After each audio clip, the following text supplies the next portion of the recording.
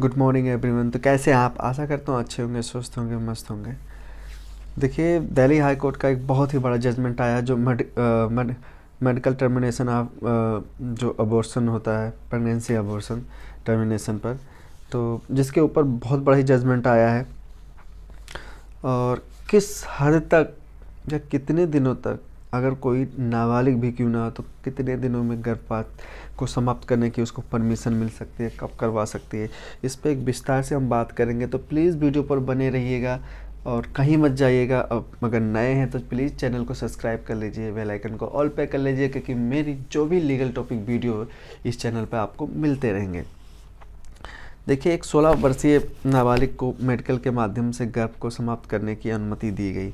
मामले में उसके पिता ने पहले प्रक्रिया के लिए अदालत में सहमति दी थी, लेकिन सहमति पत्र पर हस्ताक्षर करने की औपचारिकता को पूरा करने में विफल रहे।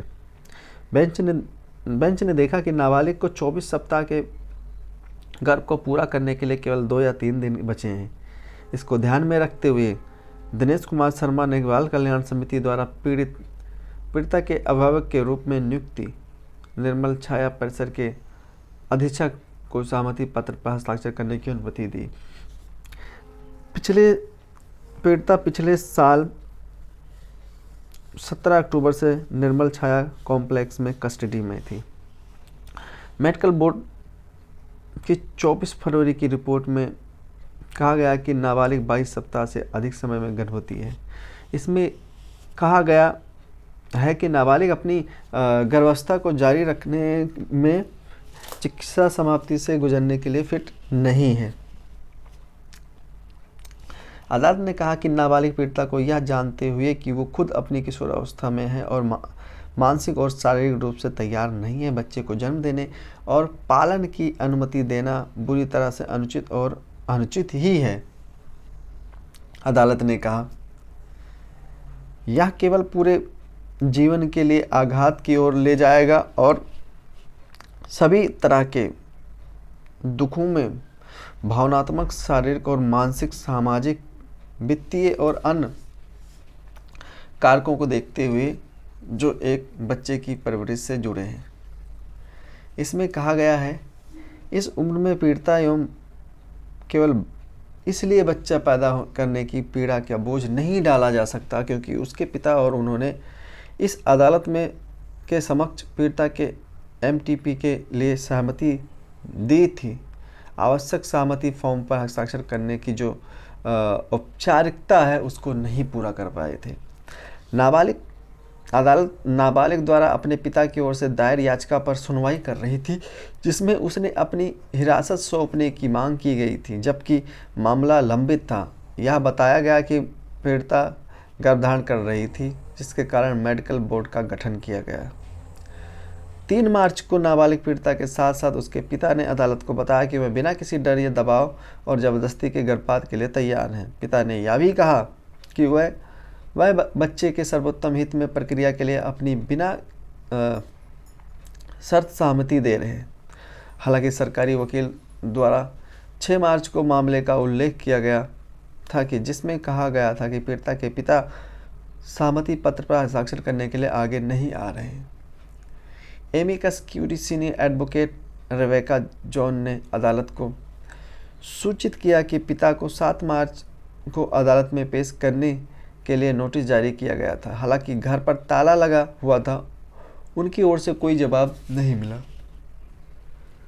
जॉन ने यह भी कहा कि पीड़िता के 24 सप्ताह के गर्भ को पूरा करने के लिए कुछ ही दिन बचे हैं और अगर समय अवधि समाप्त हो जाती है तो गर्भपात करवाना बहुत ही मुश्किल का काम हो जाएगा। यह भी कहा गया चूंकि पीड़िता के पिता ने अदालत के समक्ष विधिवत अपनी सहमति दे दी थी, इसलिए सहमति फॉर्म पर हस्ताक्षर करने की औपचारिकता समाप्त की जा सकती है। गर्भपात की अनुमति देते हुए जस्टिस शर्मा ने कहा कि संवैधानिक अदालत होने के नाते पीड़िता के हित को देखना कर्तव्य है। कोर्ट ने कहा, यह अदालत मानती है कि पीड़िता द्वारा दी गई सहमति के मद्देनजर केवल उसके पिता के गैर जिम्मेदाराना कृत्य के कारण निराश नहीं किया जा सकता है, जो सहमति देने के बाद औपचारिकताओं को पूरा करने के लिए आगे नहीं आया। अदालत ने कहा कि पिता के इस कृत्य के कारणों को बाद में देखा जा सकता है और मामले की जांच के दौरान जांच अधिकारी द्वारा पूछताछ की जा सकती है। अदालत ने लेडी हार्डिंग मेडिकल कॉलेज के चिकित्सा अधीक्षक और मेडिकल बोर्ड को यह सुनिश्चित करने का निर्देश दिया कि एमटीपी अधिनियम और अन्य नियमों और विनियमों और दिशा निर्देशों के अनुसार सक्षम डॉक्टर द्वारा गर्भावस्था का समापन किया जाए। आगे कहा गया कि राज्य चिकित्साकर्ता की गर्भावस्था, उसकी दवाओं, भोजन आदि को समाप्त करने के लिए आवश्यक सभी खर्चों को भी वहन करेगा। राज्य भी वसूली के दौरान आगे की देखभाल के लिए सभी खर्चों का वहन करेगा। अदालत ने यह भी कहा कि प्रक्रिया पूरी होने के बाद भी पीड़िता की भलाई सुनिश्चित करना एक कर्तव्य के तहत है, खासकर तब जब उसके पिता सहमति पत्र पर हस्ताक्षर करने के लिए आगे नहीं आए। इसके साथ ही अदालत ने दिल्ली उच्च न्यायालय विधिक सेवा समिति के सरकारी वकील को दिल्ली उच्च न्यायालय विधिक सेवा प्राधिकरण और बाल समिति के परामर्श से नाबालिग के पुनर्वास के लिए एक उचित योजना पेश करने का निर्देश दिया। अदालत ने कहा, दिल्ली उच्च न्यायालय के विधिक सेवा समिति द्वारा अन्य एजेंसियों के साथ भी समन्वय करने और बच्चे के पुनर्वास और भलाई के लिए इस अदालत के समक्ष एक योजना पेश करने के लिए एक नोडल एजेंसी होगी। इस मामले में अब अगली जो सुनवाई है वो 5 अप्रैल को होगी। देखिए, इसमें जो सबसे बड़ी बात है, जो इससे फैक्ट निकल के आता है, मेरा जो ये क्या कहते हैं, इस मैटर पे आप लोगों के समक्ष बात करना, जो डिस्कस करने का जो खास उद्देश्य था वो ये था कि मैं आप लोग को ये बताना चाहता हूँ कि आज भी आपके देश में कानून जिंदा है और जो लोग कानून पर विश्वास करेंगे और इंसाफ के लिए गुहार लगाएंगे उनको 101% न्याय मिलेगा। तो अगर आप लोग ऐसे प्रॉब्लम से जूझ रहे हैं या किसी और प्रॉब्लम से जूझ रहे हैं और आपकी कहीं सुनवाई नहीं हो रही है, तो कोर्ट आपका सुनेगा, आपकी बातों को सुनेगा, आपकी प्रॉब्लम को सुनेगा, आपकी समस्याओं को सुनेगा। तो मैं सभी सुनने वाले, इस वीडियो को सुनने और देखने वालों से यही रिक्वेस्ट करूँगा कि अगर आपके साथ कुछ गलत हो रहा है, आवाज़ उठाइए, लड़िए, आपको ज़रूर न्याय मिलेगा।